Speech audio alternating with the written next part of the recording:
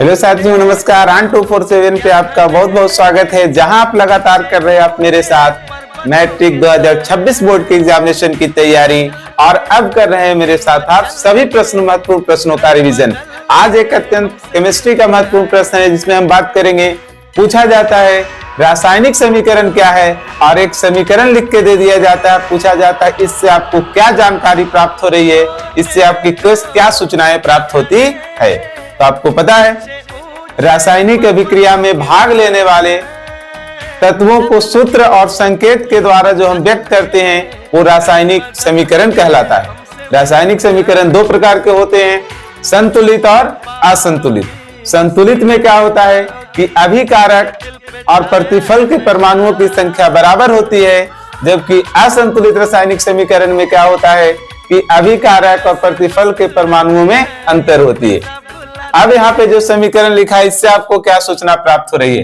देखिए, अगर समझना चाहते हैं ये संतुलित रासायनिक समीकरण है, आप काउंट करेंगे दोनों तरफ सल्फर ऑक्सीजन का परमाणु संख्या बराबर मिलेगा, लेकिन अगर यहाँ पे दो नहीं लगाएंगे तो फिर ये डिफरेंस हो जाएगा। तो इससे क्या सूचनाएं आपको मिल रही है कि सल्फर डाइऑक्साइड के दो अणु, ये अणु है, अणु परमाणु में आपको डिफरेंस पता होगा। सल्फर डाइऑक्साइड के दो अणु और ऑक्सीजन के एक अणु मिलकर के सल्फर ट्राइऑक्साइड के दो अणु का निर्माण कर रहे हैं। ये पता चलता है इस रासायनिक समीकरण से। ये कैसा अभिक्रिया है?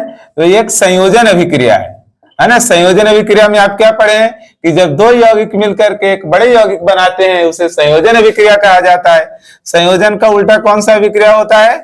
वियोजन होता है। वियोजन में क्या होता है कि एक बड़ा यौगिक टूट करके दो छोटे छोटे यौगिक का निर्माण करते हैं, ये वियोजन अभिक्रिया है। फिर आप पढ़े एक उदासीनीकरण अभिक्रिया क्या होता है?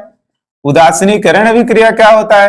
तो जिसमें एक भस्म और एक अम्ल मिलकर के लवण और जल बनाते हैं, इसे हम लोग उदासीनीकरण अभिक्रिया कहते हैं। द्विविस्थापन क्या होता है? जिसमें आयनों का अदला बदली होता है। ऑक्सीकरण क्या होता है? जिसमें ऑक्सीजन जुड़ता है। लोहे में जंग लगना क्या है? उपचयन है। श्वसन क्या है? उपचयन है। भोजन का दुर्गंधित होना क्या है? उपचयन है। समझ गए? तो इस तरह के तमाम अभिक्रिया आपको पता है। और जब भी रासायनिक समीकरण अभिक्रिया से प्रश्न पूछे, ऑन 247 पे बहुत सारा डिटेल केमिस्ट्री का बेहतर क्लास पढ़ा हुआ है, वहां से देख करके आप रिवीजन कर सकते हैं, मेरे साथ बने रह सकते हैं। बहुत बहुत धन्यवाद।